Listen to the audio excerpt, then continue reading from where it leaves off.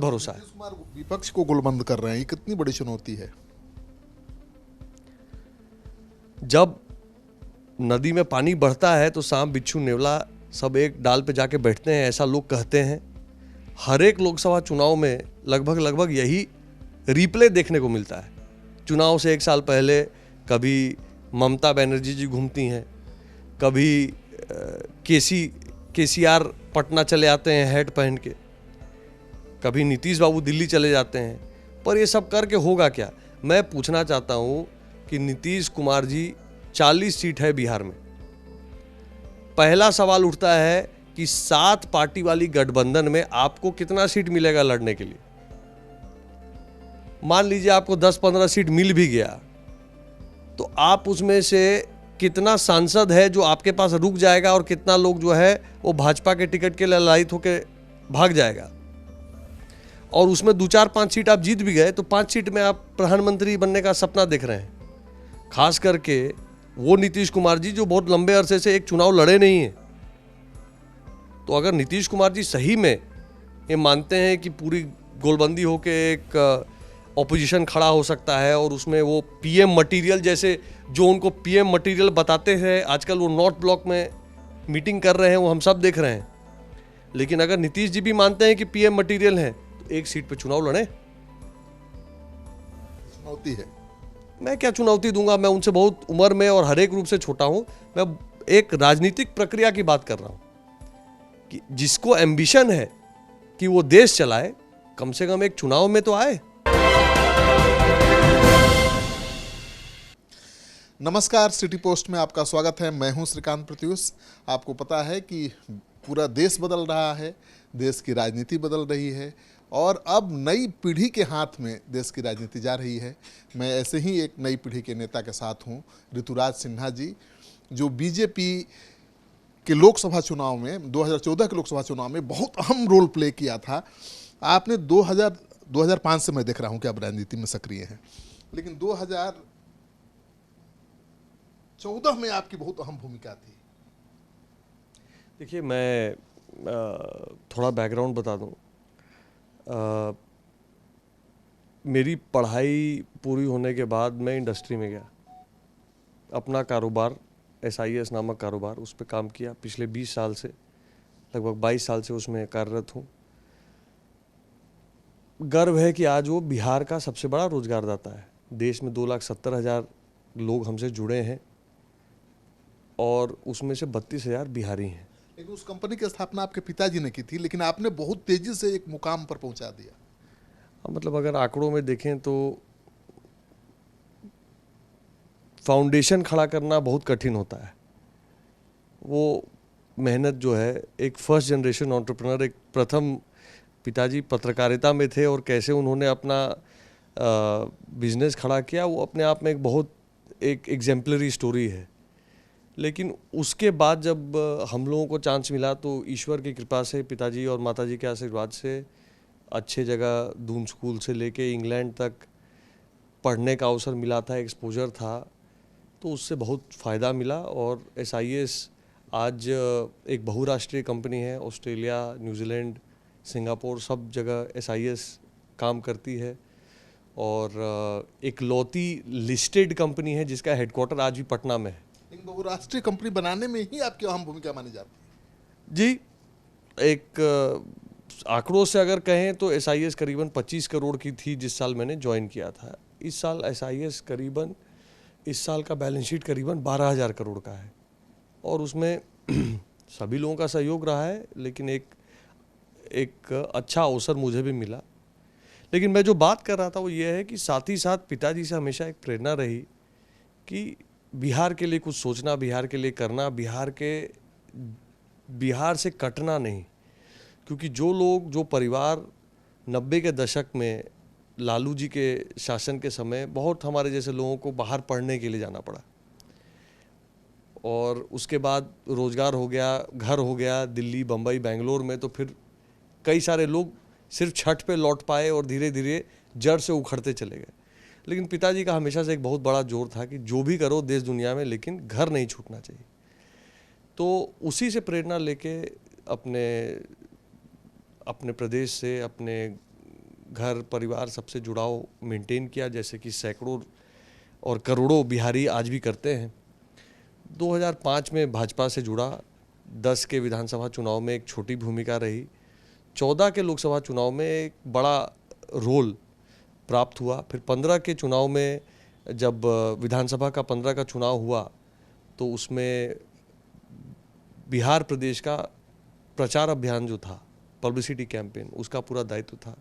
2017 में मुझे बिहार प्रदेश में जो टीम होती है भाजपा की, उसमें मंत्री का दायित्व मिला और एक मंत्री के भूमिका में मैंने जिला स्तर का, मंडल स्तर का काम देखा।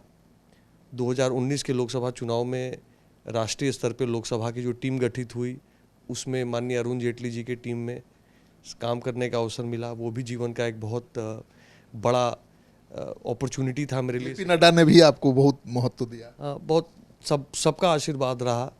और फिर जाके 2021 में मुझे राष्ट्रीय स्तर पर माननीय जेपी नड्डा जी की टीम में राष्ट्रीय सचिव या राष्ट्रीय मंत्री जिसको कहते हैं, उसका दायित्व मिला और अब नॉर्थ ईस्ट का 8 राज्यों का सह प्रभारी हूँ।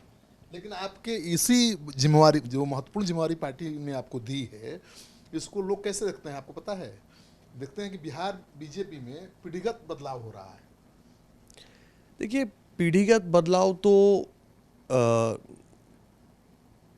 नेचर है किसी भी एवोल्यूशन का। वो आपका परिवार हो या आपका प्रदेश हो, बिल्कुल पीढ़ी दर पीढ़ी बदलती आती रही है, कोई नया बात तो नहीं है। बिहार भाजपा में भी बहुत कद्दावर नेता रहे हैं, माननीय सुशील मोदी जी, रविशंकर प्रसाद जी, गिरिराज जी, राधा मोहन जी, अश्विनी चौबे जी। इन लोगों ने बिहार भाजपा को बहुत संघर्ष करके खड़ा किया। और इन जितना कैलाशपति मिश्र जी की नेतृत्व में, उनके आशीर्वाद से इन लोगों ने बिहार भाजपा का काम विस्तार किया, वो शायद और कोई पीढ़ी नहीं करेगी।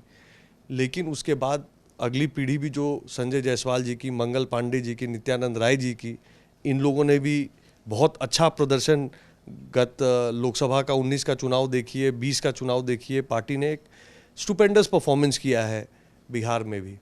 और उसी प्रकार भारतीय जनता पार्टी की पद्धति है कि समय समय पे अगली पीढ़ी को तैयार करते रहना। तो उसी में कहीं हम लोगों को भी एक अवसर अब मिला है, देखना है कि क्या है। वार रूम मैनेजमेंट में आपको महारत हासिल है, तो आप ठीक है, पढ़े लिखे, विदेश में व्यापार भी जानते हैं, व्यापारिक घराने से आप हैं, पॉलिटिक्स भी जानते हैं, पिताजी राजनीति में हैं, लेकिन ये सब कहाँ से सीखा? ब्रांडिंग, वार मैनेजमेंट? देखिए, ये कोई बहुत असहज विषय नहीं है। ये थोड़ा कॉमन सेंस और थोड़ा एक्सपीरियंस, दोनों चीज़ मिला के सब कुछ आ जाता है। अवसर अच्छा मिला कि 2015 के चुनाव में, जैसे माननीय अमित शाह जी उस समय राष्ट्रीय अध्यक्ष थे, उनका लगातार कैंप पटना रहा। चुनाव का परिणाम जो भी रहा हो, पर बिहार भाजपा बहुत डट के लड़ी महागठबंधन के सामने, और उस चुनाव में उनसे बहुत सीखने का अवसर मिला। उसी तरह 2017 के बाद जब मैं लगातार यहाँ पे प्रदेश मंत्री के रूप में संगठन में काम किया, तो हमारे संगठन महामंत्री माननीय नागेन जी और प्रदेश के अध्यक्ष माननीय नित्यानंद राय जी, दोनों ने बहुत अवसर भी दिया, उनसे भी बहुत देखने और सीखने का। उसी तरह 2019 का जो लोकसभा का चुनाव हुआ, उसमें तो मैं मानता हूँ कि अगर वॉर रूम की स्ट्रेटजी और चुनाव लड़ाने की रणनीति अगर किसी से सीखनी, तो उसमें देश में जो 5-7 लोगों का नाम आता है, उसमें एक नाम प्रमुखता से माननीय अरुण जेटली जी का हमेशा आएगा। और अरुण जेटली जी की टीम में लगातार उनके साथ 2019 में काम करने का अवसर मिला। मैं मानता हूं कि लोकसभा चुनाव के दौरान लगभग रोज ही घंटा 2 घंटा उनके साथ बैठना, समझना, क्या करना, क्यों करना, और ये सारा जो मोदी है तो मुमकिन है और बाकी सारे जो कैंपेन और जो चीज़ें हुई, तो आदमी जब इन लोग ऐसे बड़े बड़े लोगों के साथ काम करता है तो बहुत कुछ सीखने का अवसर मिलता है। तो उसी क्रम में हम लोग भी सीखे। नहीं तो चुनौती तो वही है। फिर नीतीश कुमार चले गए हैं महागठबंधन के साथ, बीजेपी के सामने वही चुनौती है, कठिन चुनौती है, कैसे निपटेंगे इससे? मेरा मानना है कि बिहार की जनता ने मोटा मोटा देख लिया है कि पिछले 30 साल में नीतीश कुमार जी और लालू जी के परिवार ने बिहार को शासन किया है। और उसका नेट रिजल्ट सबके सामने है। जब भाजपा साथ में थी तो सुधार की एक आशा जागी थी।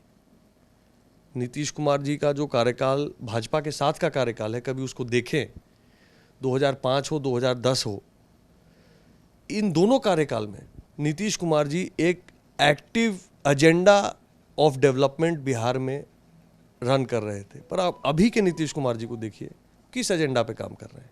बिहार की सरकार का मूल एजेंडा क्या है? Caste census. क्या उससे बिहार के डेवलपमेंटल इश्यूज का समाधान हो जाएगा? पूरे देश में कौन सा प्रदेश है जो कास्ट की राजनीति पे पड़ा है? हमारा समाज अब जात पात से उठ रहा है ऊपर, लेकिन सिर्फ राजनीतिक लाभ के लिए सोशल इंजीनियरिंग के नाम पे बिहार पे थोपा जा रहा है। इसमें कोई हर्ज नहीं है। अगर नीतीश कुमार जी को लगता है कि ये कराने के बाद वो बिहार में एक बहुत डेवलपमेंट की आंधी ले आएंगे, तो हम भी देखना चाहते हैं। और अगर ये करके नहीं ला पाए तो कहीं ना कहीं बिहार की जनता भी अब त्रस्त है, परेशान है। मौका देख के देख लिया और कहीं ना कहीं अब ये मैसेज चला गया है कि उनको अब वानप्रस्थ की ओर बढ़ना चाहिए। बिहार को एक नई पीढ़ी का, भाजपा का ऐसा नेतृत्व जो करप्शन फ्री डेवलपमेंट एजेंडा पे काम करने वाला नेतृत्व हो, यूपी जैसा नेतृत्व हो, वो बिहार की जनता भी लाने का मन बना चुकी है। लेकिन बिहार में जातीय समीकरण बहुत मायने रखता है ऋतुराज जी, आपको भी इतनी बात समझ में आनी चाहिए, आती होगी। नीतीश कुमार का लॉको समीकरण है 11%, लालू यादव का एमवाई समीकरण है, सीधे 14% मुस्लिम, 14% यादव। सॉलिड वोट बैंक है, वो एक साथ है। आपके पास क्या है? पैच है, मतलब 5%, 10%, 2%, 3%, उसी के सहारे बढ़ना है। कैसे बढ़ेगा? देखिए श्रीकांत जी, राजनीति मैथ्स से ज्यादा केमिस्ट्री है। यही गणित लगभग 2019 में भी था। उसके पहले के चुनाव 2014 को देख लीजिए तो भी ऐसा गणित था। लोग मानते थे कि भाई सब लोग इकट्ठा हो जाएंगे मोदी जी के अगेंस्ट तो मोदी जी को हरा देंगे। अभी भी वही चर्चा चल रही है, राहुल गांधी जी, नीतीश कुमार जी मिल रहे हैं, वही सारी चीज़ें चल रही हैं। लेकिन एक बात समझ लीजिए कि देश जो है कहीं ना कहीं अब डेवलपमेंटल एजेंडा पे भी वोट कर रहा है, अच्छे लॉ एंड ऑर्डर पे भी वोट कर रहा है।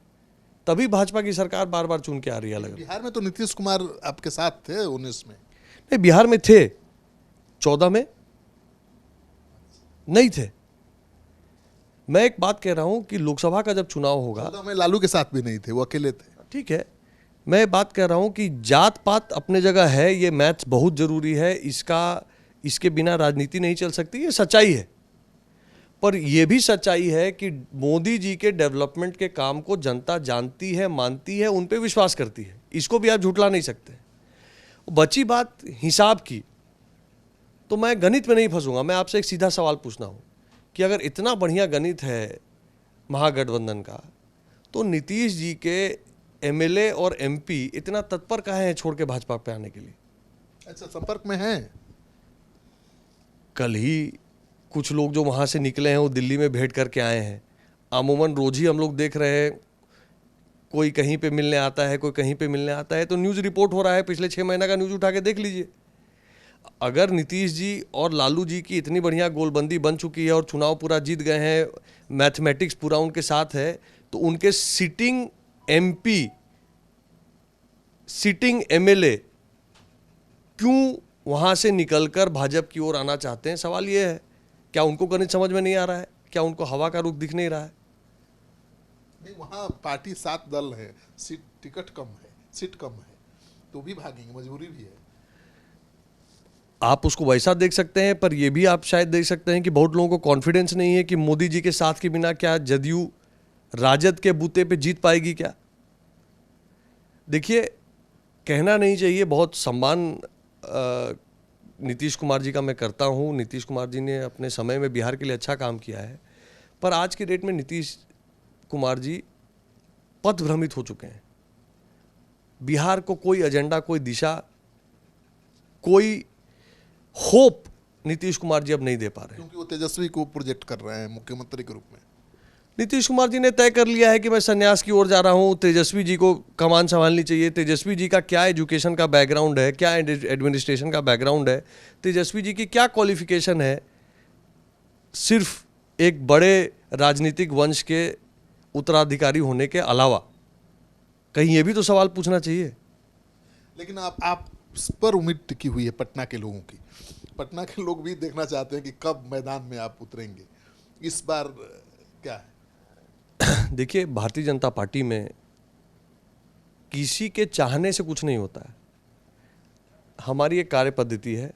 हमारे राष्ट्रीय अध्यक्ष माननीय जेपी नड्डा जी, माननीय प्रधानमंत्री जी, गृह मंत्री जी, हमारे जो नेतागण हैं जो निर्णय लेंगे वो सोच समझ के लेंगे और वो सही निर्णय होगा। और हम लोग सब मिलके भाजपा का झंडा उठा के मोदी जी को पुनः प्रचंड बहुमत से प्रधानमंत्री बनाने के लिए पूरा संघर्ष करेंगे। मोदी जी की सरकार बनाने में आप कोई कोर कसर नहीं छोड़ेंगे, कोई सवाल भी नहीं है मेरा। लेकिन आपको भी तो चुनाव लड़ने की तैयारी अब पटना से शुरू करनी चाहिए। पार्टी अगर ऐसा निर्देश देगी तो सोचा जाएगा। फिलहाल ऐसा कोई चर्चा ही नहीं है।